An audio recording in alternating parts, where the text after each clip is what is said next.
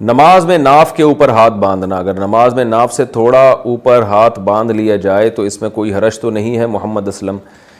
فقہا کا بہت اختلاف ہے نماز میں ہاتھ کہاں باندھے جائیں، اس بارے میں صحیح روایت، بے غبار روایت تو کسی کے پاس بھی نہیں ہے، آثار ہیں، تو اس لیے کسی ایک فقہ کو فالو کرنا چاہیے، تو جو اس فقہ میں تعلیمات ہوں اسی کو پورا لینا چاہیے. ایسا نہیں ہونا چاہیے آدھا آپ نے فقہ حنفی کو لے لیا، آدھا شافعی کو لے لیا، تھوڑا سا ادھر سے فقہ حنبلی کی طرف چلے گئے.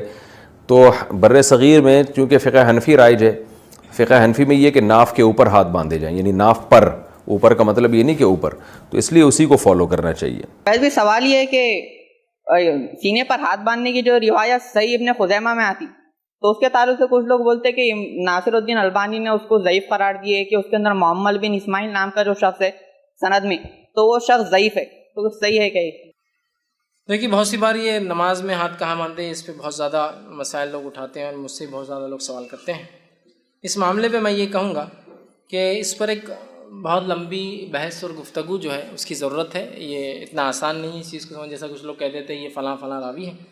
اس معاملے میں ایک سب سے بہترین تقریر ہے، سب سے بہترین بیان جو کافی بحث، مدلل بحث سے بنیاد ہے، وہ ابو زید ضمیر کا نماز میں ہاتھ کہاں باندھے. میں کہوں گا کہ آپ اس کو دیکھ لیں، اس میں بہت اچھے سے آپ کو تفصیلات مل جائیں گی. تاکہ مجھے چونکہ ایک درس سے میرے لیے ممکن نہیں کہ میں کسی بھی چیز پر بحث کروں راویوں پر، اس پر ہم ایک راوی کو صحیح کہیں گے وہ ضعیف کہہ دیں گے، وہ ضعیف کہیں گے ہم صحیح کہیں گے، تو مسئلہ نہیں، حل نہیں ہے. لہٰذا محدثین کا جو کلام ہے کن کن نے کیا کیسے، انہوں نے بہت تفصیل میں رکھا. میں چاہوں گا کسی کو اگر یہ بحث میں جانا ہے تو ان کا وہ عنوان جو ہے دیکھ سکتے ہیں. کسی نے حنفی مسلک میں نماز میں ہاتھ ناف کے نیچے باندھتے، قرآن حدیث میں اس کا کیا ذکر ہے؟ نہیں، کوئی ذکر نہیں. نبی کریم سے ہاتھ باندھنا ثابت ہے. ہمارے علماء احناف نے یہ فرمایا کہ ناف کے نیچے باندھیں، کیونکہ اللہ کی بارگاہ میں کھڑے ہیں تو ادب احترام یہی ہے. ٹھیک ہے نا، نبی کریم سے ہاتھ باندھنا ثابت ہے، لیکن کوئی صریح حدیث ایسی نہیں ہے کہ جس میں نبی کریم نے مخصوص مقام پہ ہاتھ باندھنے کی ترغیب دی ہو. تو اس لیے ہمارا ادب یہ ہے کہ ہم یہاں باندھتے ہیں، بہت سے سینے پہ باندھتے ہیں. اسی طریقے سے میرے بھائیوں، جب آپ ناف سے نیچے ہاتھ باندھتے ہیں نا تو یہ خلاف سنت ہے. اس حوالے سے جو سنن ابی داؤد کی ایک حدیث پیش کی جاتی ہے، تو امام داؤد رحمہ اللہ تعالیٰ نے خود ساتھ لکھا ہے کہ اس حدیث میں ایک راوی ہیں عبد الرحمن بن اسحاق الکوفی، جس کے بارے میں نے خود احمد بن حنبل سے سنا ہے کہ وہ اس کو ضعیف کہا کرتے تھے. اور یہاں پر لوگوں نے یعنی وہ روایت تو پیش کی، لیکن ساتھ جو امام کا حکم تھا اس کو سکپ کر دیا. تو ایسے بھی نہیں کریں گے، ایسے بھی نہیں کریں گے، بلکہ اس طریقے سے ہاتھ باندھیں گے جو سنت طریقہ ہے. کہتے ہیں نماز میں ہاتھ کہاں باندھنے چاہیے. سنن نبی داود میں حضرت علی المرتضیٰ رضی اللہ تعالیٰ عنہ کی حدیث ہے، ان من السنہ وضع الکف علی الکف فی الصلاۃ تحت السرہ.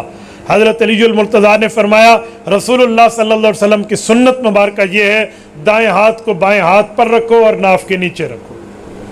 کوئی ناف کے اوپر رکھے نماز اس کی بھی ہو جاتی ہے، لیکن مسنون طریقہ یہ ہے. سوال ہے کہ صحیح بخاری میں جو حدیث موجود ہے کہ دائیں ہاتھ کے اوپر بائیں ہاتھ رکھے، تو حنفی لوگ کہتے ہیں کہ ناف کے نیچے باندھنے کے تعلق سے ہے. آپ اس پر روشنی ڈالیے عربی والی حدیث پڑھ کر. تو مجھ کو یہ الفاظ اس کی یاد نہیں ہے حدیث میں کیا ہے، اور اس میں یہ نہیں ہے کہ ناف کے نیچے باندھے یا ناف کے اوپر باندھے، اس میں کوئی صراحت اس بات کی نہیں ہے. اس میں ذراع پر ہاتھ رکھنے کا ذکر ہے. تو بخاری کی جو حدیث ہے یا اس طرح کی دوسری حدیثیں ہیں، اس میں بعض میں سینے پر کا ذکر آیا ہے، بعض میں ناف کے نیچے کا ذکر آیا ہے. ناف کے نیچے باندھنے والی حدیثیں ضعیف ہیں، جو سنن نبی داؤد میں، مسند احمد میں، ابن ابی شیبہ، مصنف ابن ابی شیبہ وغیرہ میں ہے، دارقطنی میں ہے، بیہقی میں، یہ روایتیں ضعیف ہیں. اور جو سینے پر کی حدیثیں ہیں وہ حسن یا صحیح درجے کی ہیں. اس میں بعض ضعیف ہیں، لیکن تعدد طرق کی وجہ سے وہ یا شواہد کی وجہ سے وہ یعنی حسن کے درجے کو پہنچ جاتی ہیں. اور بخاری میں سینے پر باندھنا بھی نہیں ہے، ناف کے نیچے باندھنا بھی نہیں ہے.